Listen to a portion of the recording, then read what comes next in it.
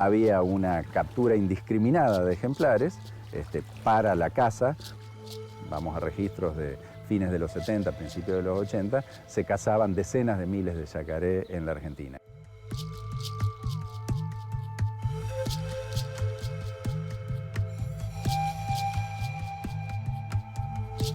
Cuando son crías, los principales depredadores son las garzas, los zorros, de adultos prácticamente ninguno.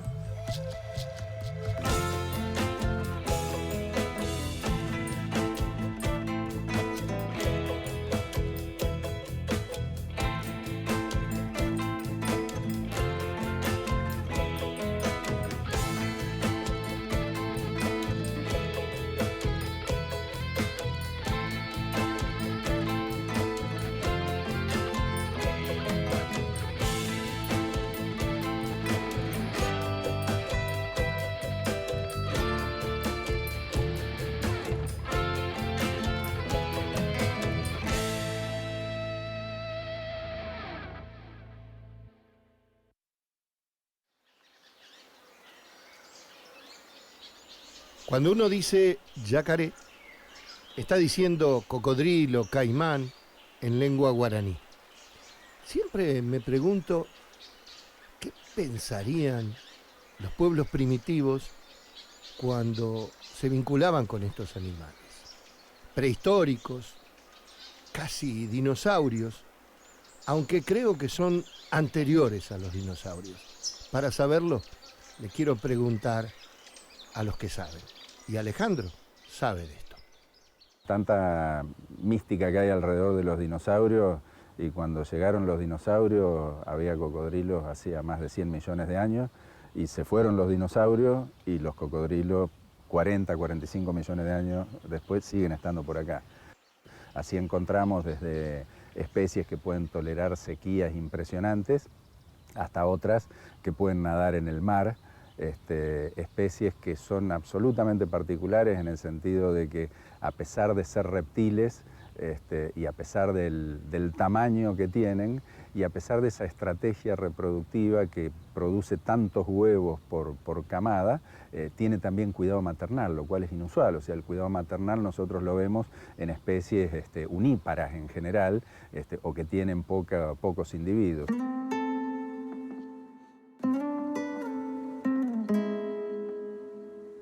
Una especie fascinante, única, especialmente diseñada para la función que ejecuta en la naturaleza. Un diseño armónico, espectacular. Desde pequeño es una réplica del adulto. Simplemente crece, no cambia como cambian los mamíferos. Si hay alguien que sabe cómo son, es Virginia Parachú. Tiene un cuerpo comprimido dorsoventralmente, una cola muy musculosa que le permite nadar muy bien, son muy buenos nadadores, tienen características anfibias, ellos pueden estar en la tierra y en el agua. Si vos podés mirar las patas, ellos presentan una membrana interdigital que les ayuda a modo de aleta para impulsarse en el agua. Después, por ejemplo, las características de la cabeza es que presentan las narinas y los ojos en una porción superior. De esta manera les permite estar completamente sumergidos, pero mantener los sentidos como son la vista y el olfato, atentos a lo que ocurre en la parte de afuera del agua. Presentan una membrana en los ojos que es transparente, nictificante. De esa manera, cuando ellos se sumergen, esa membrana cubre y protege el ojo de las sustancias que están en suspensión en el agua. Además presentan la glotis, les puede cerrar, y de esa manera cuando se hunden no ingresa agua a los pulmones ni al resto de la cavidad.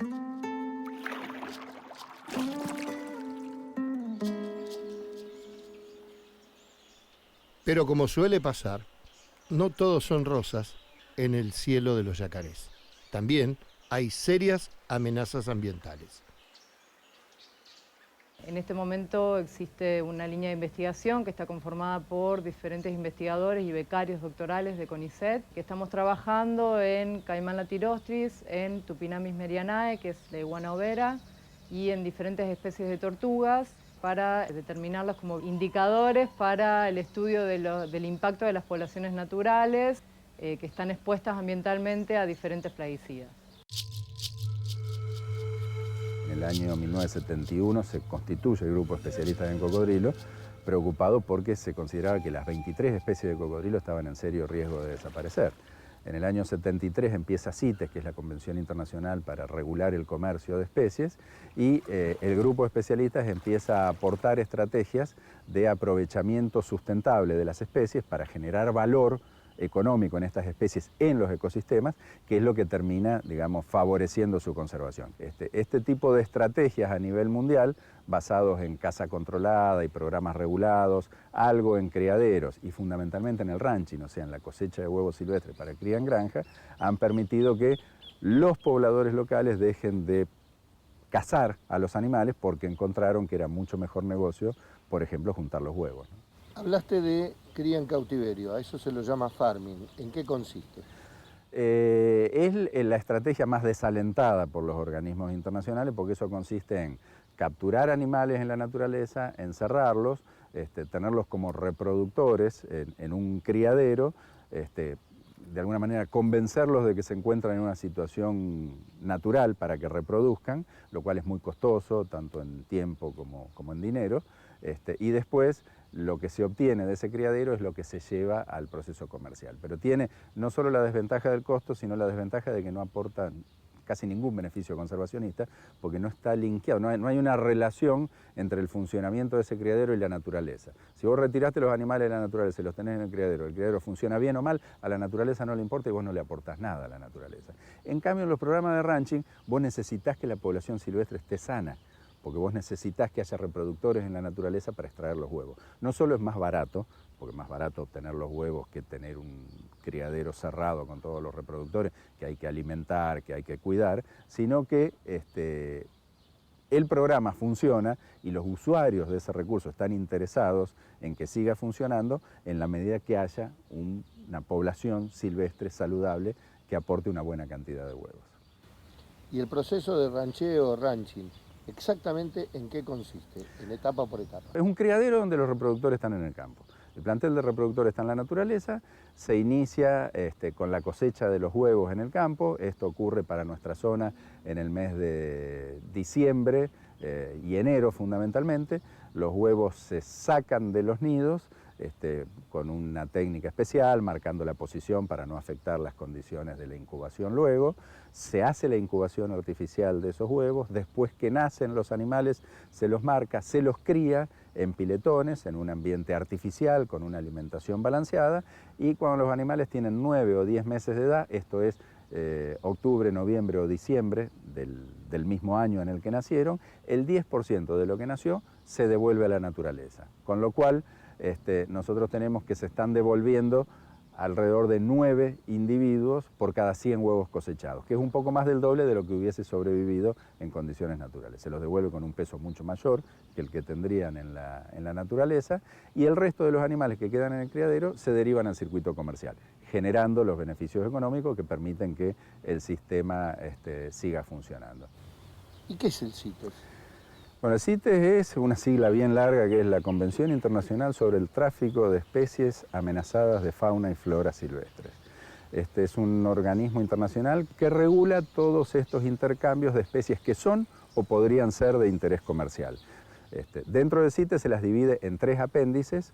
El apéndice 1 dice que está totalmente prohibida su comercialización, salvo contadísimas excepciones y justificaciones de las autoridades científicas de cada país. El apéndice 2 permite el comercio de las especies bajo determinada normativa, el ranching es una de ellas, y el apéndice 3 es bastante más laxo, que es una clasificación que solicitan algunos países para algunas especies. Si sale una exportación de una especie de apéndice 2 de CITES de Argentina, ese permiso que se genera en Argentina va a ser controlado en el país que lo recibe, tanto por la autoridad administrativa como por la autoridad científica. Entonces genera un foro permanente de información e intercambio de información entre las partes. Cuando hablamos de que el yacaré overo estaba en el apéndice 1, decíamos que hasta el año 97 no se podía comercializar el yacaré overo de ninguna manera, porque estaba en el apéndice 1.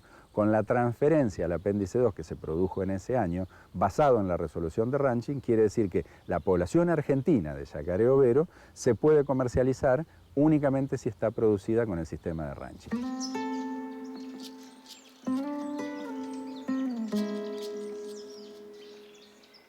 En un proyecto de conservación trabajan biólogos, médicos veterinarios, investigadores y también hombres del lugar. Conozco toda la isla desde San Javier, pasando San Javier hasta acá, hasta Santa Fe.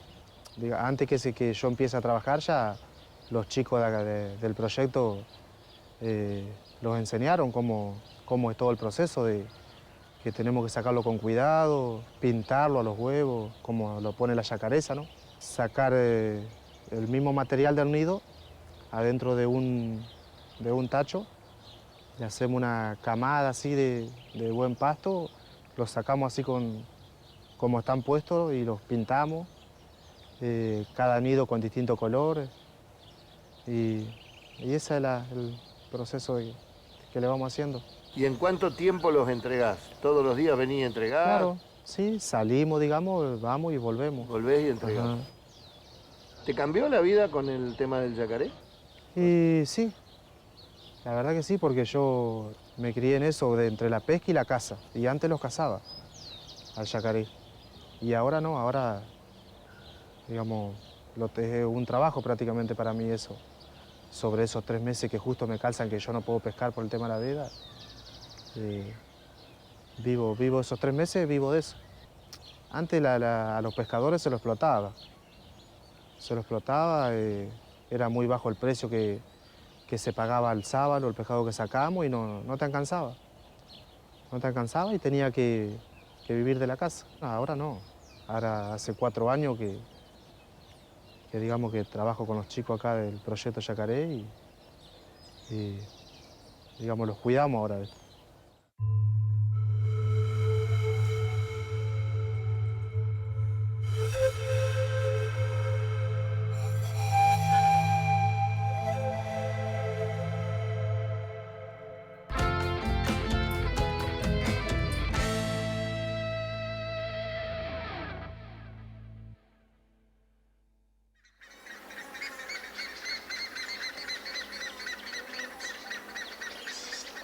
Las personas son distintas, los investigadores son variados, las manos y las mentes trabajan todas unidas en pos de la conservación. Virginia, ¿qué edades? Los más pequeños tienen aproximadamente 6 meses y los otros animales son de 1 año y medio, más o menos. Los que son para liberación se los tiene 9 meses, luego se los lleva al campo de donde provinieron cuando se los cosecharon y se los libera. Los otros animales, los que son destinados para el circuito comercial, se los mantiene 2 años y 24 meses.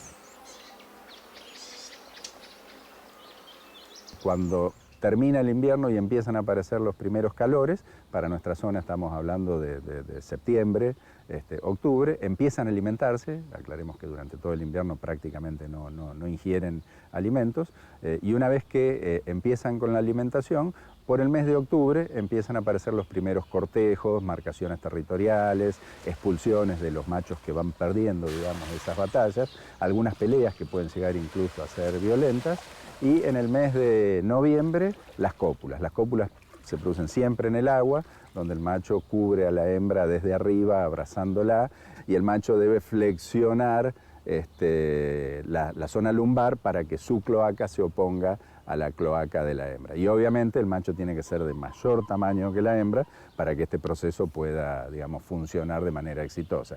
Para las especies argentinas estamos hablando de 35, 37 huevos por hembra. Está no solo comprobado que la temperatura determina el sexo de los animales al momento del nacimiento, sino que ya tenemos definido cuál es el momento del periodo de incubación que resulta termosensible. O sea, porque no es que la temperatura de incubación durante todo el periodo de incubación determina el sexo, sino que hay un momento del periodo de incubación que está entre fines del primer tercio y mediados del segundo tercio de la incubación, donde la temperatura que tengan va a determinar que sean machos o hembras.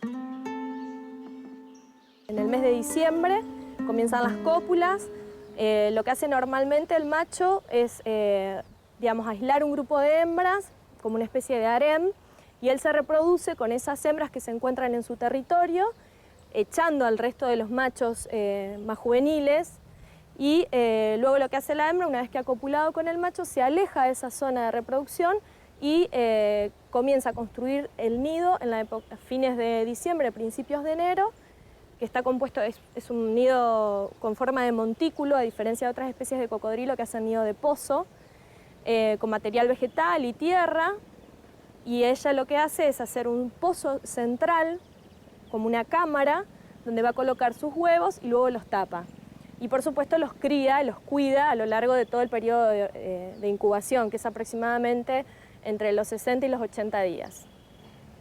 Y a ese montículo, que puede tener 60, 80 o 100 centímetros de alto y puede llegar a tener hasta 1 metro también, 1,20 m, 1,30 m de diámetro, la hembra le agrega sus deyecciones, o sea, orina y materia fecal, que es para aportar humedad a esa pequeña incubadora que construye, ¿no?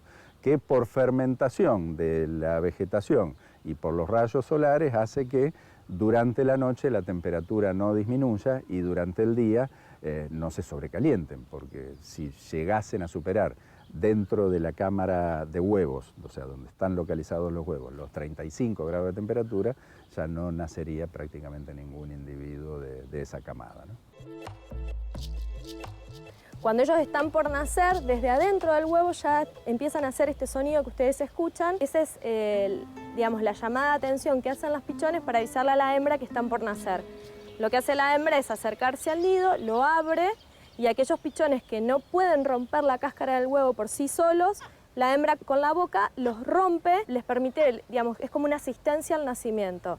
Antiguamente se creía que la hembra se comía a los pichones, pero luego, después de varias investigaciones y observaciones en la naturaleza, se dieron cuenta que no, que en realidad lo que hace la hembra es una asistencia a las crías, se las pone en la boca e incluso las puede llegar a llevar hasta el curso de agua más cercano. Y en otros casos toma los huevos, si es que no han podido nacer, hay algunos que tienen una cubierta calcárea muy fuerte, entonces el pichón no lo puede romper por sus propios medios, y la hembra lo que hace es o rompe el huevo y se lleva el pichón, o se lleva el huevo al agua, rompe el huevo en el agua y hace nacer el pichón. Este proceso lo hace tantas veces como huevos tenga en el nido. En un global siempre decimos que de cada 100 huevos puestos en la naturaleza llegan 4 animales a cumplir 1 año de edad. Gladiadores de los ríos, cazadores empedernidos, tienen armas infalibles. Ellos presentan una dentición que crece a lo largo de toda la vida. Ellos nacen con dientes, son dientes muy afilados, que lo que le permite es mantener la presa agarrada, ¿no es cierto? No es que ellos van a masticar, solamente es para sostener su presa. Y luego hacen lo que se llama un giro, una torsión de su cuerpo, de esa manera desgarran y tragan. Ellos no mastican, lo que hacen es desgarrar la carne y la tragan. Presentan unos jugos gástricos muy potentes, por eso no necesitan masticar. Tienen muchísima fuerza para cerrar la boca, pero no para abrir. Nosotros normalmente cuando queremos mantener o inmovilizar un animal, lo que hacemos es cerrarle la boca y pasarle una cinta, y de esa manera podemos trabajar tranquilos con ese animal y no nos muerde, no nos ataque. Ellos pueden estar activos todo el día, pero normalmente ellos cazan de noche. Durante el día mantienen una actividad bastante tranquila, y de esa manera se ocultan de los depredadores y de las presas. Ese hábito prácticamente nocturno para alimentarse, y atacan a las presas de noche. Son carroñeros y oportunistas. Ellos, si encuentran un animal muerto, van a alimentarse y también pueden cazar. Principalmente su alimento son moluscos y pequeños mamíferos. La alimentación va de acuerdo al tamaño. Los animales más grandes pueden cazar, por supuesto, presas más grandes. No vamos a observar como los cocodrilos del Nilo cazando animales de porte de una cebra o de un ñus, pero sí podemos observar cazando pequeños carpinchos, pequeños zorros o guarapopé, que son especies que un animal adulto puede cazar y puede alimentarse de ellos. El yacaré ñato o yacaré overo presenta un hocico más corto y ancho y una coloración un poco más clara de su cuero. A diferencia del yacaré negro, que tiene un hocico mucho más angosto y alargado y una coloración negra, por eso se lo llama yacaré negro. Además, los hábitats, el yacaré overo prefiere hábitats de aguas estancadas, poco profundas y fuertemente vegetadas, a diferencia del yacaré negro, que lo encontramos en las aguas de los esteros de Liberá, que son aguas mucho más claras, limpias y de un poco de mayor profundidad. Uno para todos y todos para uno. ¿También se cumple con los yacarés? ¿Cómo es la organización social de los yacarés? Bueno, son especies absolutamente sociales para todo, ¿no? Tanto para lo que tiene que ver con la reproducción, en donde uno los encuentra casi siempre agrupados, machos, en general con una estructura de dominancia bien definida en los ambientes en los que están, y un harén con un número, digamos, variable de hembras, ¿no? Lo que ocurre es que algunas especies pueden tener algún tipo de conducta más matrimonial o de pareja, como es el caso del yacaré overo, el yacaré ñato, caimán latirostris, que lo podemos encontrar a veces perdido en el monte o colonizando algún tipo de ambientes, como son las aguadas artificiales, las represas y los tanques australianos, ¿no? ¿Como si fueran un ejemplo de monogamia? En esos casos sí, lo que pasa es que es muy difícil decir si la monogamia aquí se produce por elección de la especie o de esos individuos, o si se produce naturalmente porque son los únicos dos que quedan en ese lugar porque están haciendo un proceso de colonización de ambientes donde no había anteriormente yacaré, ¿no? La noche es el testigo de la presencia de uno de los más grandes depredadores de nuestra fauna, el yacaré. Pero, ¿todas las noches son iguales? Nosotros realizamos monitoreos nocturnos todos los años para ver el estado poblacional de estos animales, por supuesto, en sus hábitats.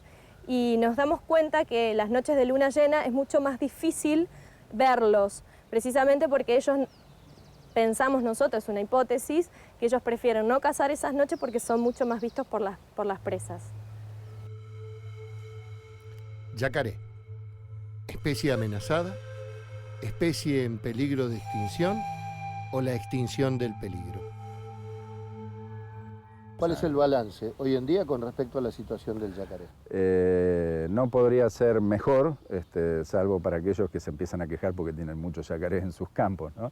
Cuando empecé a trabajar con esto, yo hace muchos años decía que mi sueño era poder ver algún yacaré en la Ruta 1 o en la Ruta 4, sobre la ruta, y la verdad que hoy uno se encuentra con referencias de todo el mundo. Tenemos aquí misma, cerquita de Santa Fe, nidos en la zona de la Isla Verduca, estoy hablando de 15 kilómetros de acá. O sea, las poblaciones están claramente recuperadas, y lo más importante de todo es que los pobladores locales que viven en contacto con estos bichos están pero clarísimamente comprometidos con la conservación. Es cierto que por un interés económico, comercial, pero ¿quién se puede parar y decir que la gente que vive en contacto con los recursos naturales no puede aprovecharlos? La Unión Mundial para la Conservación de la Naturaleza impulsa justamente este tipo de estrategias y nos permite utilizar estas herramientas que hacen que los pobladores locales quieran tener cada vez más yacarés en su zona, porque cada vez van a tener más nidos y porque cada vez cosechan más huevos y reciben mejores beneficios en este sentido.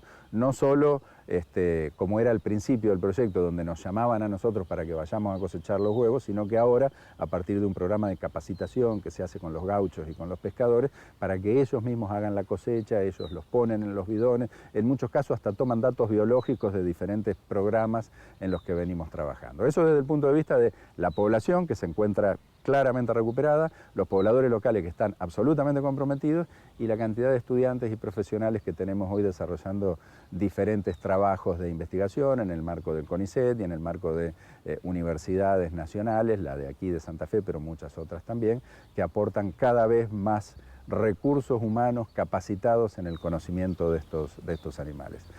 Yo personalmente estoy absolutamente satisfecho con los resultados. Un sinónimo de nacimiento es dar a luz. Las luces de los ojos de los yacarés, iluminadas en las noches de nuestra Mesopotamia, son un mensaje de renacer, de esperanza, en las entrañas del litoral. Son unos bichos impresionantes, o sea, absolutamente prácticos, en todo lo que tiene que ver con la capacidad de aprovechar el ecosistema y los recursos que le son ofrecidos.